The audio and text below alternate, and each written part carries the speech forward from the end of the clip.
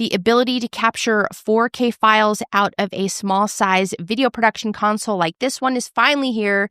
This is the YoloBox Extreme, and in today's multicam setup, we're going to take a look at 3 cameras, 2 microphones, the YoloBox Extreme paired with the Rodecaster Duo, which in this case I'm using as the external audio interface. We also have 2 guests, and we're going to capture everything on one external SSD. And yes, we're going to be able to capture those video files in 4K. So let's take a closer look.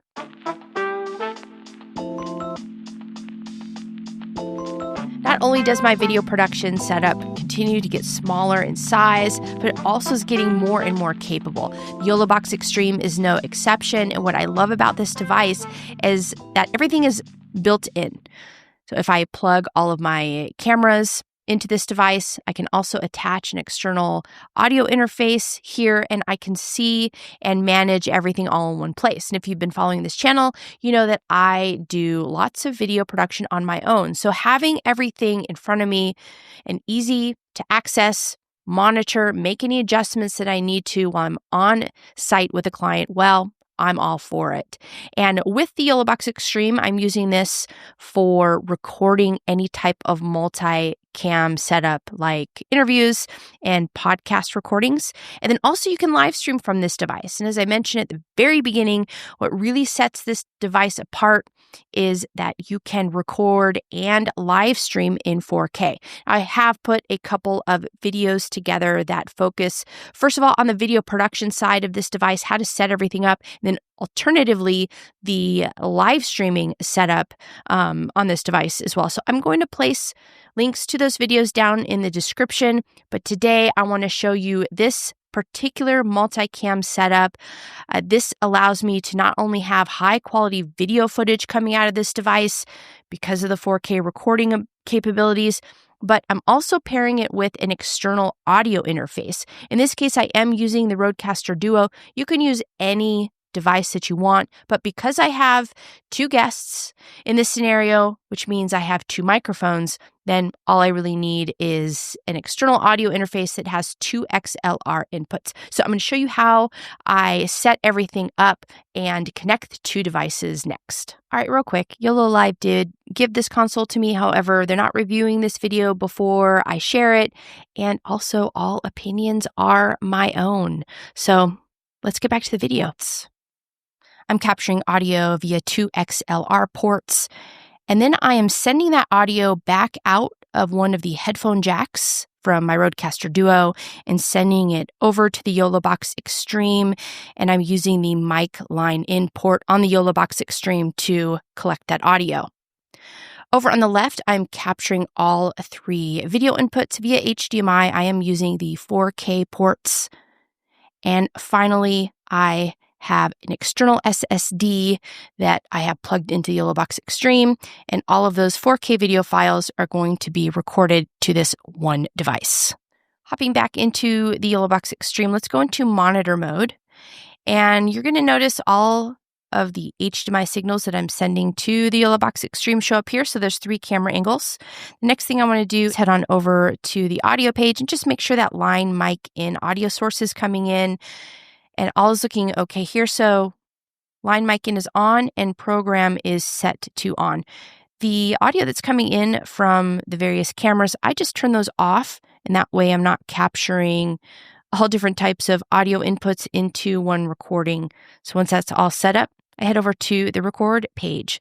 Lots of important items to note here. First thing, you want to select your storage destination. In this case, I'm using an external SSD, and I want to make sure I have enough space. So this is going to let you know whether or not you do, and it gives you a nice picture up here to let you know how much space you have left. Down here for encoding settings, I'm at 4K 30 frames per second. I have all my cameras set to 30 frames per second in 4K, so that all looks good.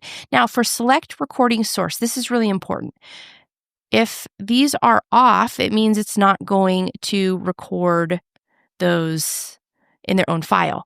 So the program file is going to be its own file, and then each camera angle will also be its own file. So as long as you have enough space on your external SSD or whatever storage device you're using, go ahead and select all angles I want to make sure that these are all on before I hit record. And then recording limits, just make sure that this is on continuously, and that way your recording doesn't end after a specified amount in time. And then right before I hit record, I just go back to the audio mixer page. This way, while I'm recording, I can keep an eye on all of my audio levels. Over here, I can manually switch camera angles if I want to during the recording. And of course, up here, although you can't see a picture here, that's where you're going to see the main angle that's being displayed based on your angle selected down here. So once that's all set up, just go ahead and record. You're going to get to this box, just confirm, and now you started recording, and you can see that you are recording here at the top of the screen. I still can't believe how easy it is to set all of this up. Not only has it cut down the amount of time it takes for me to set up my equipment when I'm on site with a client, but I also have a much smaller footprint, and that's really nice, especially if you're working with other crews on larger projects like live streaming projects. Your gear doesn't take up too much space. Now, with those positives is also that 4K video recording that's coming out of the device. And if you are pairing this with a high quality audio setup like the Rodecaster Duo, well, you're going to have high quality video and audio files to work with.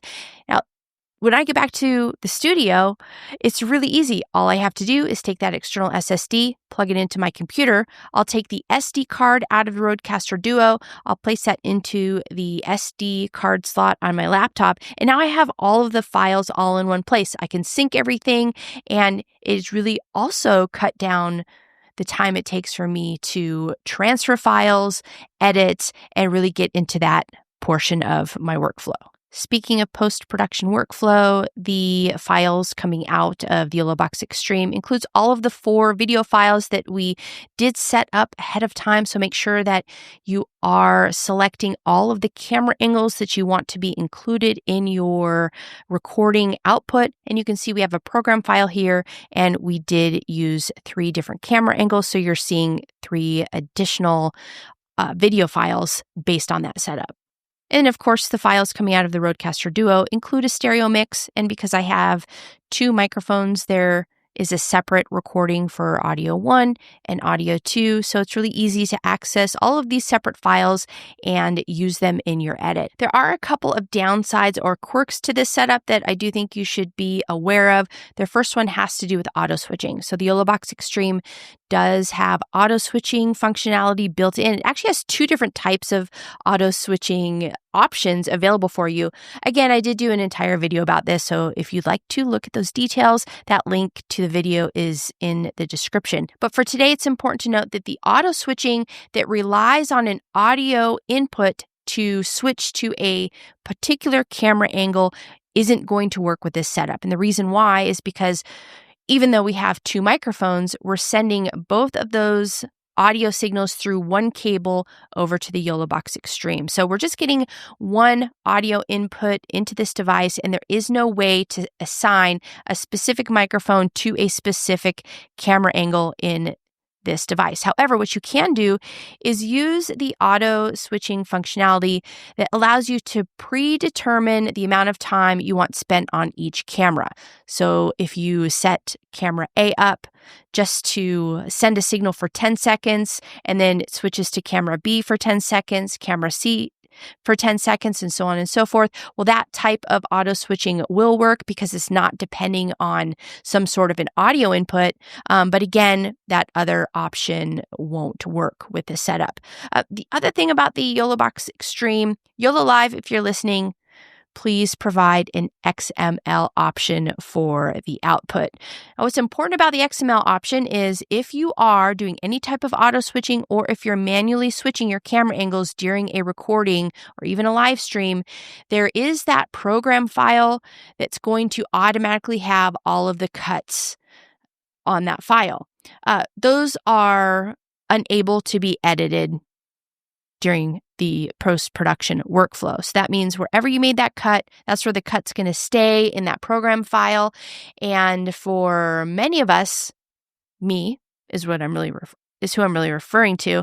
I likes to make adjustments in the edit before I send anything out. So YoloLive, if you're listening, please add the ability to record a file in an XML format so that we can make those adjustments in post. All in all, incorporating the YoloBox Extreme into my workflow has saved me a ton of time. I'm getting a higher quality output and not having to spend a ton of time in post-production. And really, it's been fantastic. So if you have really been waiting for higher quality video files to come out of a small size video production console, well, consider taking a closer look at the YoloBox Extreme. I hope that you enjoyed this content. Before you leave, if you liked it, give this video a thumbs up. And if you enjoy content like this, I invite you to subscribe. Thanks as always for tuning in, and I'll see you again in the next video.